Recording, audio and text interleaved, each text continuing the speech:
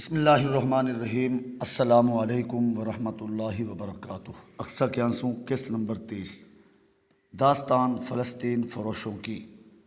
ایک سنسی خیز تحقیق پہلی بار منظر عام پر۔ یہ فروری 1945 کی بات ہے۔ جدہ میں متعین امریکی سفیر ولیم ایڈی کو انتہائی خفیہ اور اہم کے عنوان سے ایک پیغام ملا۔ اس میں کہا گیا تھا کہ امریکی صدر فرینکلن روز ویلٹ سعودی حکمران شاہ عبدالعزیز سے ملاقات کرنا چاہتے ہیں، اس کا انتظام کیا جائے۔ اس ملاقات کا وقت اور جگہ کسی کو معلوم نہ تھی۔ ایک سے زیادہ وجوہ کی بنا پر ان دونوں سربراہوں کی اس بیٹھک کو اتنا خفیہ رکھا گیا کہ جدہ میں ملاقات کے انتظام کا علم صرف 5 افراد کو تھا: شاہ عبدالعزیز، سعودی وزیر خارجہ، امریکی سفارت خانہ کاٹا پسٹ، امریکی سفیر اور اس کی بیوی۔ امریکی سفیر نے رابطے شروع کر دیے۔ سفارتکاری کی ڈوریاں ہلائیں جانے لگیں۔ مشکل یہ تھی کہ یہود نواز عیسائی مملکت کا صدر سعودی سرزمین پر نہ آ سکتا تھا، کیونکہ اس وقت عرب کے مسلمانوں کو آسائش و آرائش اور آرام کوشی میں مبتلا کر کے غیرت ایمانی سے محروم نہ کیا گیا تھا۔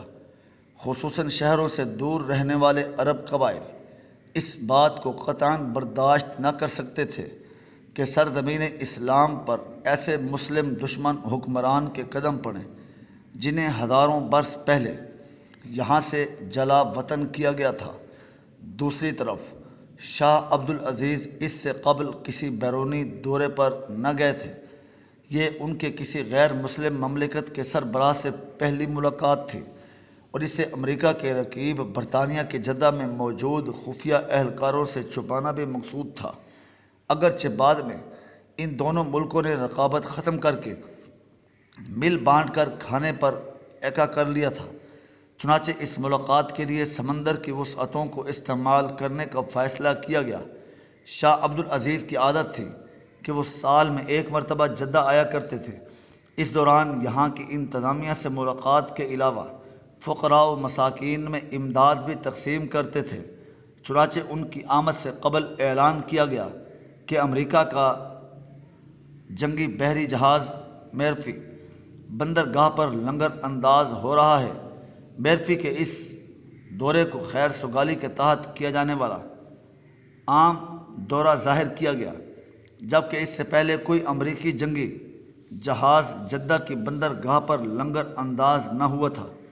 جہاز کی واپسی کا اعلان 12 فروری کو کیا گیا، اور اس سے ایک دن پہلے 11 فروری 1945 کو اس جنگی جہاز کا کپتان اور فرسٹ آفیسر شاہ عبدالعزیز سے جدہ میں واقع ان کے محل میں سلام کرنے گئے، اور اس دوران روانگی کی تمام تفصیلات طے پا گئیں۔ اسی دن امریکی سفیر نے جہاز کے عملے کے علاوہ جدہ میں مقیم 145 امریکی باشندوں کو الوداعی عشائیہ دیا، اور جہاز کی واپسی مشتہر کر دی گئی۔ دوسری طرف شاہ کی طرف سے 2 شہزادوں کے ساتھ سفر کی تیاریاں مکمل ہو چکی تھیں۔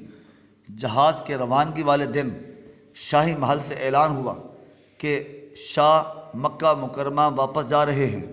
شاہی قافلے کی گاڑیاں محل سے مکہ مکرمہ واپسی کے لیے نکلیں، لیکن راستے میں انہیں اچانک حکم دیا گیا کہ بندرگاہ کی طرف چلیں۔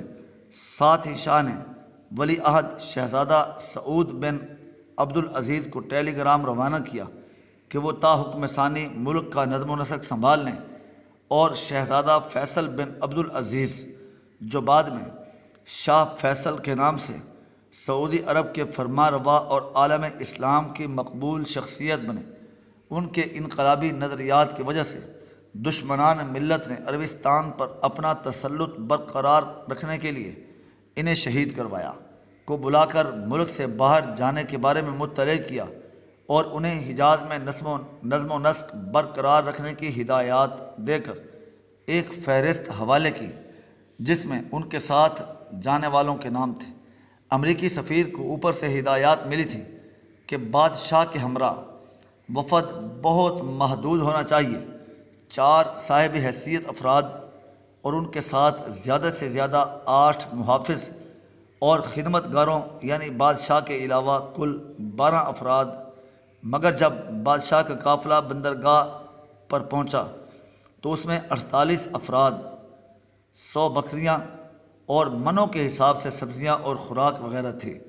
شاہ کا ارادہ اپنے امریکی مہمانوں کی ضیافت کا تھا، مگر جہاز کے کپتان کمانڈر کٹنگ نے شاہ کے نمائندے وزیر مالیات شیخ عبداللہ السلیمان کو بتایا کہ مخصوص قواعد کے تحت منظور شدہ غذا دی جاتی ہے اور اس کی خلاف ورزی کی سزا قید ہے۔ شاہ نے اس کی رعایت کی اور صرف 7 بکریاں جہاز پر چڑھائی گئی۔ شاہ عبدالعزیز کے پہنچتے ہی میرفی نے ساحل چھوڑ دیا اور نہر سویز کی طرف روانہ ہو گیا۔ 12 فروری 1945 عیسوی کو شام 4:30 بجے کا وقت تھا۔ سورج سمندر کے کنارے افق کی طرح جھک چلا تھا۔ جہاز کے مسافر جنگی آلات کے مشاہدے اور سیر و تفریح سے لطف لے رہے تھے، مگر کسے خبر تھی کہ اس سفر کا اختتام کچھ ایسے معاہدوں پر ہوگا جو عالم اسلام کو اپنے حریفوں سے کئی 100 سال پیچھے دھکیل دیں گے۔ بادشاہ کے ہمراہ ان کے بھائی شہزادہ عبداللہ، شہزادہ محمد بن عبداللہ اور شہزادہ منصور بن عبدالعزیز کے علاوہ ان کا معالج، خصوصی مشیر اور فلکی ماہر ماجد بن حقلہ بھی موجود تھا، جو نماز کے وقت قبلہ کی سمت نکال کر دیتا تھا۔ یہ ایک عجیب ستم ظریفی رہی ہے کہ سعودی حکمران نماز، تلاوت اور حرمین کی خدمت کا اہتمام خوب کرتے ہیں، لیکن اس بات سے غافل رہتے ہیں کہ شعائر اللہ کی تعظیم ان کے احترام سے زیادہ ان کے تحفظ میں مضمر ہے، اور یہ تحفظ جہاد فی سبیل اللہ کی بہتر سے بہتر تیاری کے بغیر ناممکن ہے۔ اب اس بات کو دیکھ لیجئے کہ جہاز کے عرصے پر فلکی ماہر کی رہنمائی سے نماز ادا ہو رہی تھی، جبکہ جہاز کے اندر میٹنگ روم میں مسلمانوں کی شہرگ کفار کے انگوٹھے تلے دینے کا بندوبست کیا جا رہا ہے۔ بحر احمر کی لہروں پر جہاز کا یہ سفر 2 رات اور 1 دن جاری رہا۔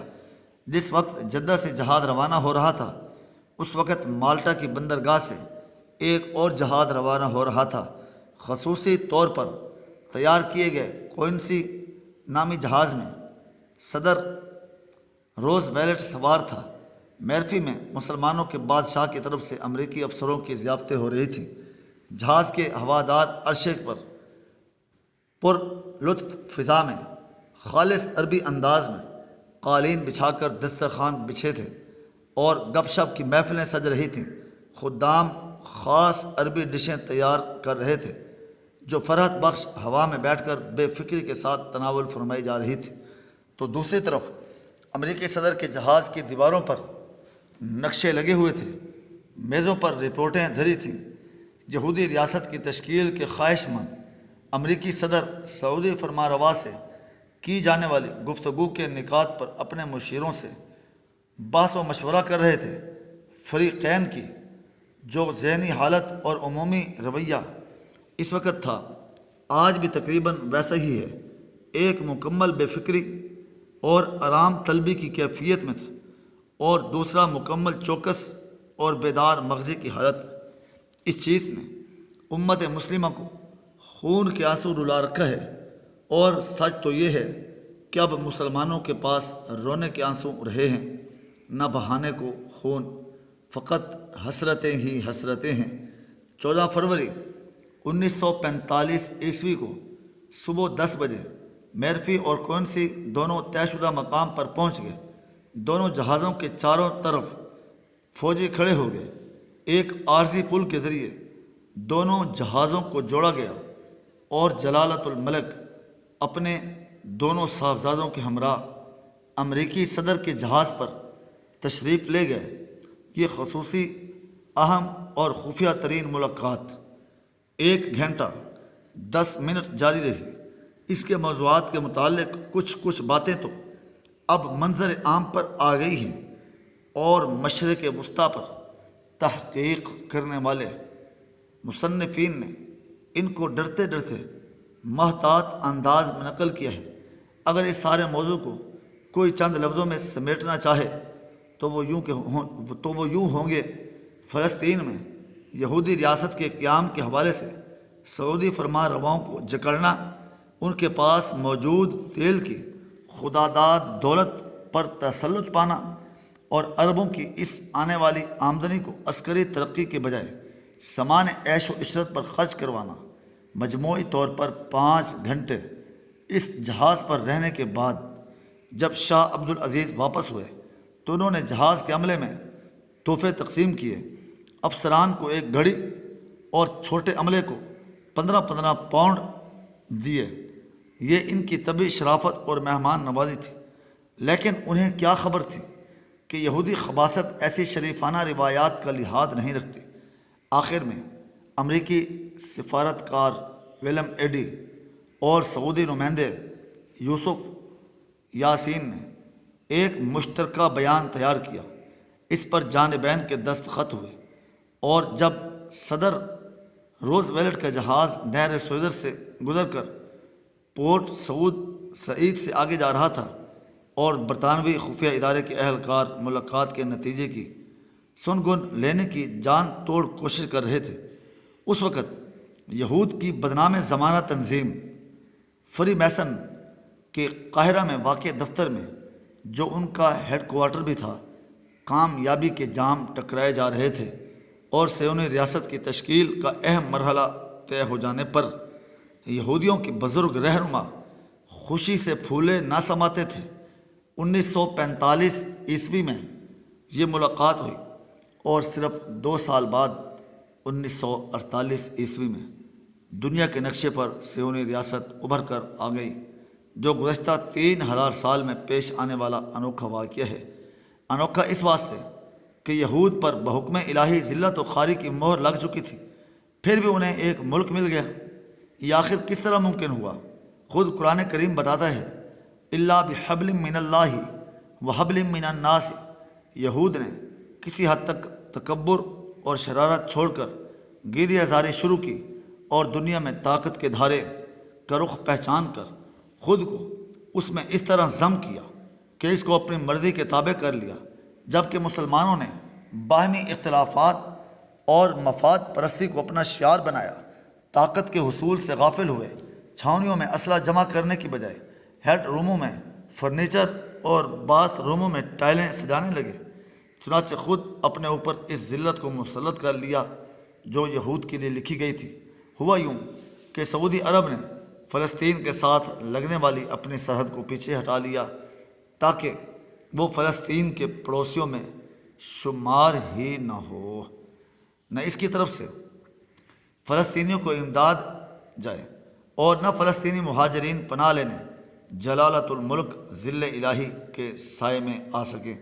جدید دنیا کی تاریخ میں ایسا نہیں ہوا کہ کوئی ملک چپکے سے اپنا حصہ کاٹ کر کسی دوسرے کو دے دے، مگر سعودی عرب کے بہادر فرما رواؤں نے یہ کارنامہ سر انجام دیا، اور فلسطین سے ملنے والا سرحدی علاقہ اردن کے سپرد کر کے خود پیچھے ہٹ آئے، تاکہ نہ مسلمانوں کی طرف سے کوئی ان کو غیرت دلائے، نہ یہودیوں کے سرپرستوں کی ناراضگی مول لینی پڑے، نہ 9 من تیل ہوگا، نہ رادھا ناچے گی۔